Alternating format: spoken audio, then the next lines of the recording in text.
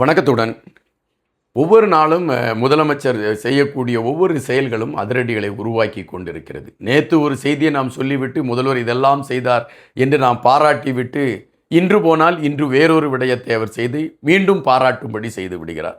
இது தொடர்ச்சியாகவே நடந்து கொண்டிருக்கின்றது. இன்று முதல்வர் எடுத்திருக்கக்கூடிய அதிரடி நடவடிக்கை என்ன அல்லது அதிரடி செயல்பாடுகள் என்ன என்பதை நாம் பார்க்க வேண்டியதிருக்கிறது. தற்பொழுது அந்த 9 அமைச்சர்களுக்கும் அவர்கள் என்னென்ன துறை அமைச்சர்களாக இருக்கிறார்கள் என்கின்ற செய்திகள் உறுதிப்படுத்தப்பட்டிருக்கின்றது. அதன் அடிப்படையில் எங்களுடைய தலைமையாக இருக்கக்கூடிய அதாவது எங்களுடைய பிரிவுக்கு தலைமையாக இருக்கக்கூடிய தோழர் ராஜ்மோகன் அவர்களுக்கு கல்வித்துறை மற்றும் தமிழ் வளர்ச்சித்துறை கொடுக்கப்பட்டிருக்கிறது என்கின்ற செய்தி எங்களுக்கு மிகப்பெரிய மகிழ்ச்சியாக இருக்கிறது. இந்த சூழலில் முதல்வர் எடுத்திருக்கக்கூடிய அதிரடி என்ன, இதை குறித்து நாம் பார்க்க வேண்டியதிருக்கிறது. அதாவது முதல்வர் செல்கிறார் என்றால் அவர் பின்னால் முன்னால் 12 வாகனங்கள் பாதுகாப்புக்காக செல்லும்.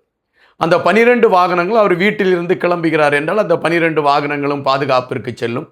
எனவே அது ஒரு குறிப்பிட்ட இடங்களை அந்த சிக்னல்களை கடந்து செல்ல வேண்டும் என்றால் அங்கு மக்களை நிறுத்தக்கூடிய ஒரு களம் அமைந்து விடுகிறது. அதாவது முதல்வர் செல்ல வேண்டும் என்பதற்காக அந்த வாகனங்கள் அங்கு நிறுத்தப்படுகிறது. இது சிலருக்கு ஒரு முகச்சுளிப்பு ஏற்படுவது வாடிக்கைதான். முதல்வர் செல்வதற்காக நம்மளை நிறுத்தி வைக்கிறார்களே என்று ஒரு சிலர் முகச்சுளிவை எடுத்துக்கொள்வது இயற்கை. அந்த செய்திகள் கூட முதல்வர் உன்னிப்பாக கவனித்திருக்கின்றார். இப்பொழுது அவர் ஒரு முடிவை எடுத்து விட்டார், அதை அறிவித்தும் விட்டார். நான் இப்பொழுது வீட்டிலிருந்து கோட்டைக்கு செல்கிறேன் என்றால் எனக்கு இவ்வளவு வாகனங்கள் பின்னால் வர வேண்டாம். அதுபோல நான் செல்கிறேன் என்பதற்காக எந்த சிக்னல்களை நீங்கள் க்ளோஸ் செய்யக்கூடாது. மக்கள் எப்படி நின்று செல்கிறார்களோ அதுபோல நான் வருவதற்கு தயாராகிவிட்டேன்.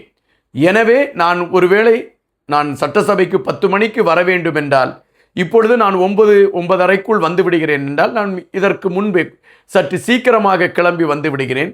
மக்கள் எந்த தொந்தரவையும் அவங்க அனுபவிக்க கூடாது. எனவே நான் கிளம்பி வருவதற்கான களங்களை நான் பார்த்து கொள்கிறேன் என்று அவர் பாதுகாப்பு அதிகாரியிடம் குறிப்பிட்டு விட்டாலாம். பாதுகாப்பு அதிகாரிகள் இப்பொழுது கையை பிசைந்து கொண்டிருக்கின்றார்கள். ஆனால் அவர்கள் நாங்கள் திட்டமிட்டு நவீன முறையில் இருக்கக்கூடிய சிக்னல்களை பயன்படுத்தி முதல்வருக்கு நாங்கள் பாதுகாப்பை கொடுத்து அழைத்து வருவோம் என்று அறிவித்திருக்கிறார்கள்.